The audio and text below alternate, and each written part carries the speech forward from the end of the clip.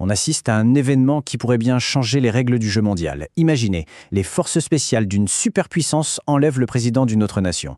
Non, ce n'est pas le pitch d'un film d'action, c'est ce qui vient de se passer au Venezuela. Et ça a provoqué une onde de choc qui est partie de Washington pour aller jusqu'à Pékin. On va décrypter ensemble comment cette action, qui est vraiment sans précédent, est en train de tout remettre en question. Et tout commence ici, avec cette information d'Al Jazeera. Le timing est juste incroyable. Seulement quelques heures avant son enlèvement par les Américains, le président Maduro était en pleine discussion avec l'envoyé chinois. On est plongé directement au cœur d'une intrigue géopolitique immense, où le Venezuela est clairement le théâtre d'un affrontement entre géants. Parce que là, les enjeux sont colossaux. Il faut bien comprendre que cette action ne vise pas seulement le Venezuela. En un seul geste, ce sont des décennies de diplomatie, des milliards de dollars d'investissement qui sont en péril, et plus grave encore, ce sont les règles fondamentales des relations internationales qui sont remises en cause. C'est un véritable séisme. Alors, ce qui est intéressant, c'est que la première réplique de ce séisme, elle n'a pas eu lieu à l'étranger, mais bien à Washington. L'opération a déclenché une tempête politique, une véritable crise constitutionnelle qui oppose frontalement le Congrès au président. Regardez bien ces chiffres, ils parlent d'eux-mêmes. La réaction du Sénat a été quasi unanime, et c'est très rare. 52 sénateurs ont voté pour limiter les pouvoirs du président. Et dans ces 52, il y a 5 républicains, des membres de son propre parti. Ça montre bien que ce n'était pas une simple querelle politicienne, non, c'était une défense des prérogatives du Congrès. Au cœur de cette bataille juridique, il y a un texte de loi bien précis, la War Powers Resolution. C'est une loi qui date de 1973, elle est née du traumatisme de la guerre du Vietnam, et son but est très clair, empêcher un président d'entraîner le pays dans une guerre sans avoir le feu vert du Congrès. Alors, comment ça marche concrètement cette loi? Eh bien, c'est assez simple. Le président a 48 heures pour prévenir le Congrès d'une action militaire. À partir de là, un compte à rebours se met en marche. Les troupes ne peuvent pas rester plus de 60 jours sur place, avec une petite marge de 30 jours pour se retirer. Passé ce délai, si le Congrès n'a pas donné son accord, c'est fini. Et c'est précisément ce cadre que l'exécutif est accusé d'avoir totalement ignoré. On se retrouve donc avec deux visions du pouvoir qui s'affrontent violemment. D'un côté, le Congrès qui, par la voix du sénateur Rand Paul, dit « Attendez, frapper une capitale et renverser un dirigeant, c'est un acte de guerre, point final ». Et de l'autre, la Maison-Blanche qui rétorque que non, c'était juste une opération de maintien de l'ordre et que de toute façon, cette loi est anticonstitutionnelle. C'est un choc frontal sur la question de la séparation des pouvoirs. Bon, on quitte la tempête politique de Washington pour regarder ce qui se passe sur l'échiquier mondial.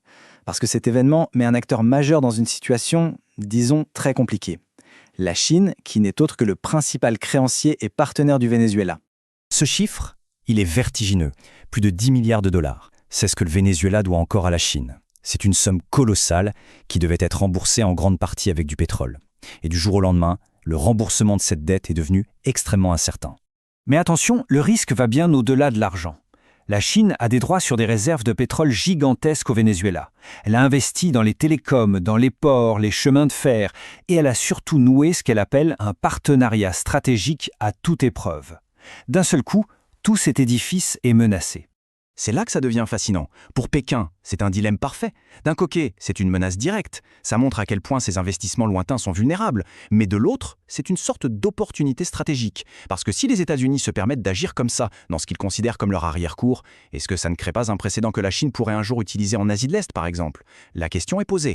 Il faut aller plus loin maintenant. Quelle est l'idée, la philosophie derrière cette action? Parce qu'il ne faut pas croire que c'est un acte isolé. C'est en fait la manifestation très concrète d'une doctrine, d'une vision du monde, découpée en sphères d'influence.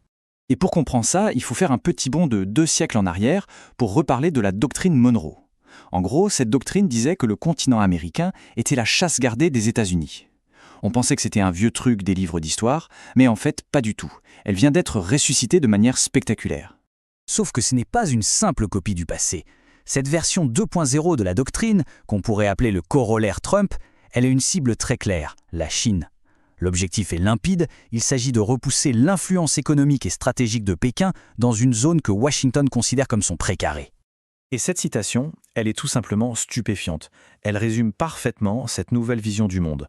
Un monde où ce ne sont plus les traités ou le droit international qui comptent, mais la puissance nationale et le jugement d'un seul homme. C'est l'affirmation la plus crue que dans cette nouvelle ère, c'est la volonté du plus fort qui fait la loi. Tout ça nous amène à la question finale, la plus importante. Après un tel événement, quelles sont les nouvelles règles du jeu? Et même, est-ce qu'il en reste? Si on résume la séquence, c'est assez simple. Et c'est ça qui est effrayant. On prend une intervention militaire, on la rebaptise opération de police, on la justifie avec une doctrine de sphère d'influence, et au final, on place la puissance de sa nation au-dessus de n'importe quelle loi internationale. On vient de créer un précédent qui pourrait totalement redéfinir l'ordre mondial. Et on termine donc sur cette question qui reste grande ouverte. Si les grandes puissances estiment qu'elles ont le droit d'agir comme bon leur semble dans leurs régions respectives, que devient l'ordre international qu'on a essayé de bâtir sur des règles communes? Dans ce nouveau monde de sphères d'influence qui s'affrontent, qui va écrire les règles du jeu? C'est la question fondamentale posée par cet incident, et la réponse nous concerne tous.